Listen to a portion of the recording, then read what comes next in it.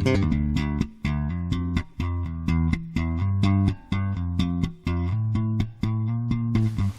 everyone, welcome back to the Cursing Seamstress. I feel like my head is getting cut off a little bit. I might can lower my chair. I feel like I have so much to tell you since the last video. Nothing horribly exciting, but I have been sewing, making nothing remarkable. I've been sewing masks, and I did that partly. I had my grandboys one day and we rode to Virginia. And anyway, after we were in the car, I asked them if they had their mask and they said no, Mom has them in her car. So I had some makeshift masks that were bigger and maybe things that had not come out as well as I wanted to that I had in the car. So they were able to work with those to be able to go into a store. So I got home and I started making a few kids masks, and then of course once I started I was making adult masks, and so I'll just show you just a few of those. You can fast forward if you don't want to see this. Okay, I had this fabric. My house is such a wreck because it's just a mess. But anyway, I was digging through my fabric and I have just way too much, and found this Valentine's fabric, not much of it, but it was enough to do a kid's mask. And I put my little iron-on thing that says Georgia Peach on it. So this is for a kid. It's black on the inside. The elastic is the kind with the little toggle on there. I used black for that, but I thought that was appropriate. I'll sell this in the shop. The other thing was I made a bunch of masks that are just the regular, horizontal rectangles with the horizontal pleats in them. And there was a fellow, and I tried making these before, with vertical pleats, which are for people who wear glasses because it kind of seals to your face across the cheek and doesn't allow for exhaled air to fog up your glasses. And I think I had made one or two of those. Timothy Totten, T-O-T-T-E-N, he's got a bunch of sewing stuff and several different mask styles. So this is the original one. I don't know if he designed this himself or is just repeating it, but he has a good instructional video. And so I whipped out a couple of those, and I decided to go ahead and make a template. He goes through folding the fabric over long-wise, short-wise, and then cutting the this catty corner kind of piece here. So I just made a template, and it's 9 inches by 6.5, and then I cut these off. I think this is at a 45-degree angle, coming down from the rectangle 1.5 inches and coming across. I think he says 3 inches. I'm not sure. I think maybe I made 3 inches here. And then you put vertical pleats in it, and I'll show you the ones that I've done. This one I did probably for me, and I put a cute little fox on there. It's a fairly light design. There is the stabilizer that's still in there, so it's a little stiff across the front. So it's an outline of a fox and a heart, and there's pink there. And then the vertical pleats are here.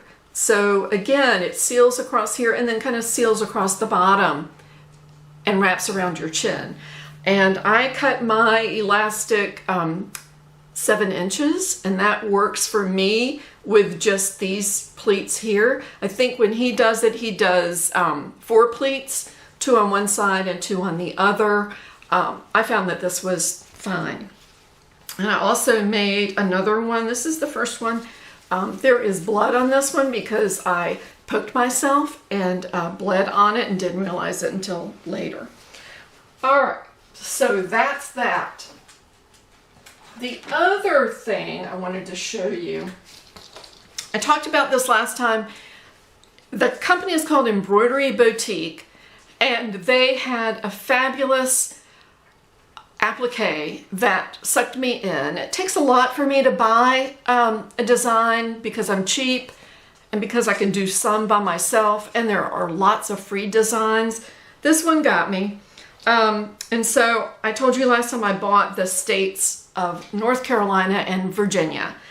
And and I showed you a rough design of the state of Texas that I actually did myself with my Embird software. But I want to show you, I made this zippered pouch, and it came out so well. This is the state of North Carolina.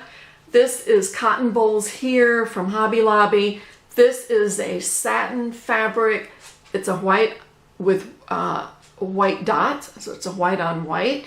And so again, this is a purchased fabric, and the inside is, I forgot. Oh, it's just a white on the inside. But I thought it was pretty. One of the zipper companies that I order from puts these little zipper fobs in free when I make a decent order. So, and this is the triangle pencil case from Lorelei Jayne. I extended it. It normally would cut off about here. I extended it higher so that you could pack more stuff in there.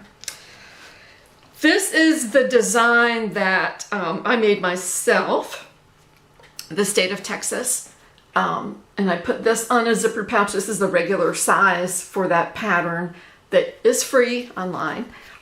So that's the state of Texas. It's a blue fabric with a gold and white dot for the bow. And the inside, I put the same white fabric. So this is actually for my sister-in-law because she lives in Texas. The other thing I did, I told you about the tablecloth, a vintage tablecloth with roosters all on it and chickens all on it, that the person who manages one of the shops where I sell stuff gave me and asked me if I could do something with it.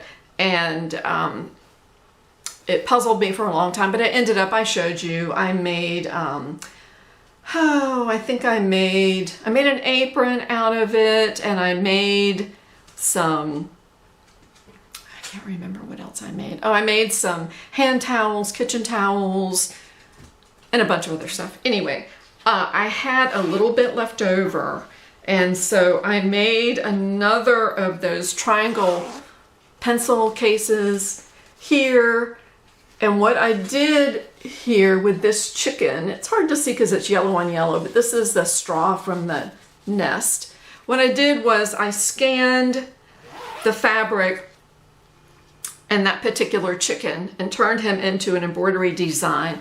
And the liner is the chicken tablecloth fabric.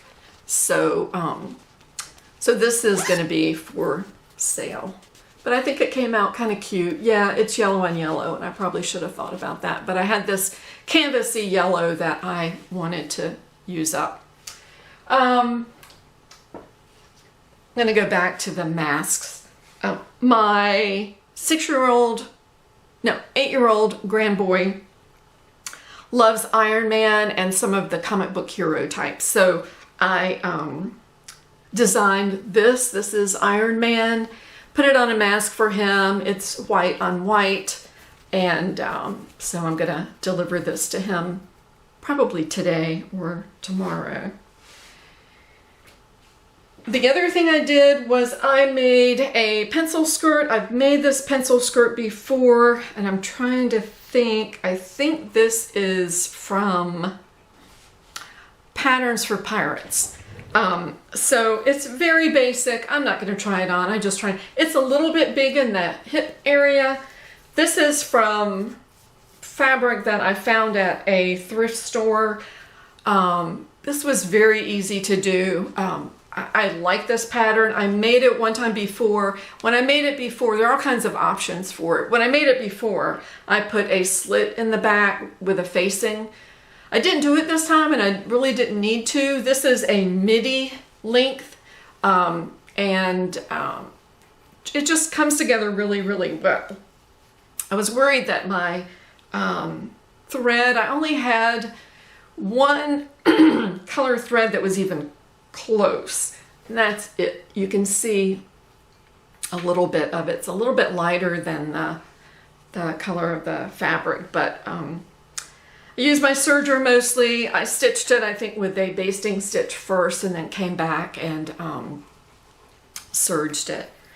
So, but it fits nicely. I think I'm going to wash it and see. It probably won't shrink because it's a polyester, but, and it's a knit. So I did that, and coming close to the end here, I'm trying to think if there's anything else that I can show you, and I don't think so. I may walk downstairs. I bought something really interesting, and I think I'll save it for the next video. Dixie's right here wanting to be hugged on. She's still quite a challenge. She likes to do what she likes to do, and so it's kind of tough sometimes, but she is a sweet girl most of the time. Have to get on her a lot, but she's very loving. I'll save this till the next video, but I was perusing the stuff on the Facebook Marketplace in my area, and I came across something called a Martha Washington sewing cabinet. I think that's the official name. And it was $125. It had been redone, and it had a decoupage on top, and it looks like, well, I know now that it was at least partly done with chalk paint. I'm not going to go into any detail, but Martha Washington, I looked it up on the internet, and there are quite a few of them out there. They're all a very similar design. I don't know how old this one is. I would think maybe from the 60s or so. And so I'll show you that next time. I've had workers in the house all week. It was my last 5 days off from work, and every single day, including yesterday, which was Saturday, I've had a guy at the house working on my tile shower. I had a leak in the bottom of the shower, and I had already had a plumber to come out because I thought it was just a pipe leak, and the plumber told me that it was not a pipe leak, that it was some sort of a failure in the tiling or the actual making of the floor. So I had a guy out here, and he worked on that every day. So I did leave him here a little bit to run errands, but mostly I was here.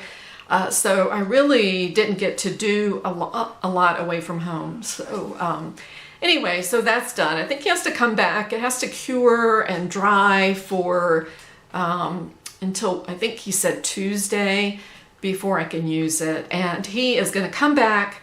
Right now I'm using a shower curtain, and the shower curtain doesn't work so well because it seems like it wants to either, push its way out, and he has agreed to build me or install a shower glass door.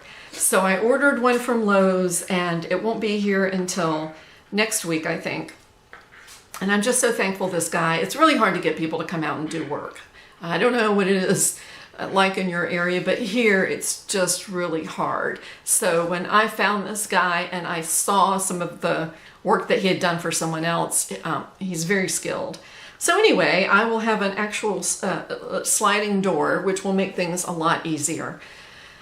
Okay, well, I hope you'll tune in with to the next video and take a look. I'll show you my shower, and I'll also show you that Martha Washington sewing cabinet. So have a great week, everybody, and I will talk to you later. Bye-bye.